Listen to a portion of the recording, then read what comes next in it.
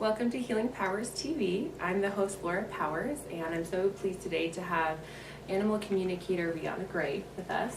This is an area that I think is just fascinating, and I'm excited to learn more about it myself.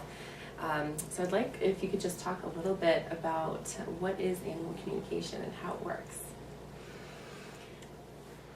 The way that I do animal communication is I use my intuition and the empathy that I perceive. And I would experience empathy as something, as sensation in my body, in my nervous system.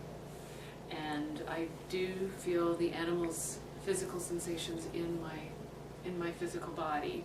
And then after the session, you know, it goes away, and I've worked on not taking on their symptoms. And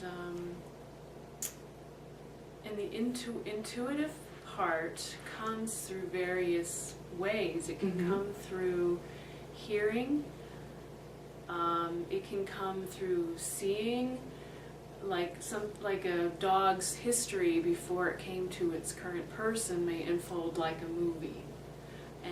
Or sometimes it can come through physical sensations, sometimes it comes through emotional states, and sometimes it just comes in, I see various energetic patterns or colors in their body. Sometimes, in some occasions, I can see physical, blockages, whether there's something in its intestines or something, I can see that, or if there's arthritis, perhaps I can feel that. And it really depends on the animal, and sometimes the age of the animal helps me. If it's an older animal, it's easier for me because that animal has more experience with human intellectual patterns. Okay. And so we're able to have an easier connection, at least in terms of thoughts. And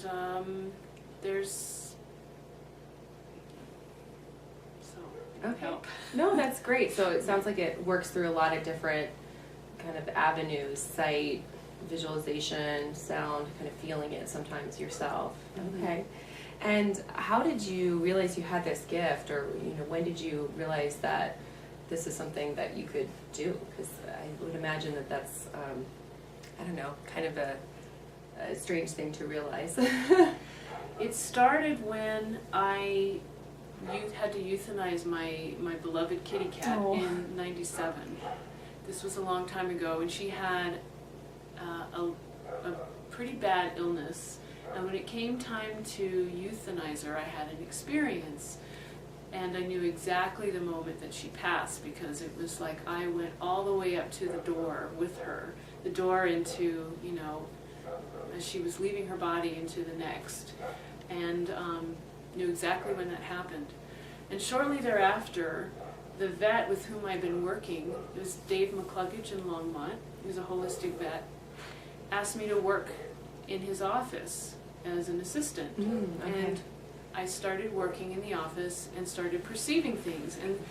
But behind, not in front of the client, I would start talking about what I was seeing, and the veterinarians were interested and supportive, and in the spirit of play, we would share with each other what we were each perceiving.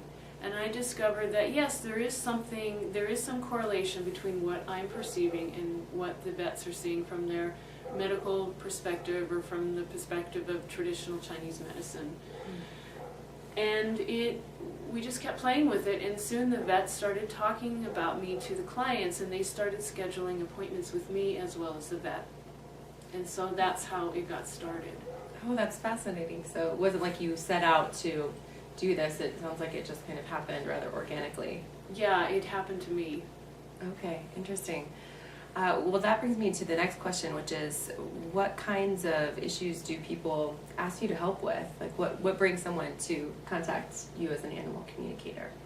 There can be mysterious behavioral situations that perhaps a person has worked with a trainer or something, and they don't know what to do. It's persistent, it's puzzling and mysterious. And then people will also ask about animals' state of being, their health, and or there's an animal that may have is lost or run away or is missing, and I'm really good with determining whether the animal is alive, and if so, what is he or she feeling, and what is he or she perceiving in his or her immediate environment. Okay. But in terms of pinpointing exact location, that's something that still eludes me. But still, I think for a lot of people, if their pet is lost, just knowing that they're alive, or even if they're in the wild or something, that would probably be helpful. It can be helpful. And then a huge part of what I work with is animals who are approaching the end of life or have already crossed over, and supporting the person in their grief and being with the dying process of their animal. Okay. And particularly in helping them make the decision for euthanasia. Oh, okay.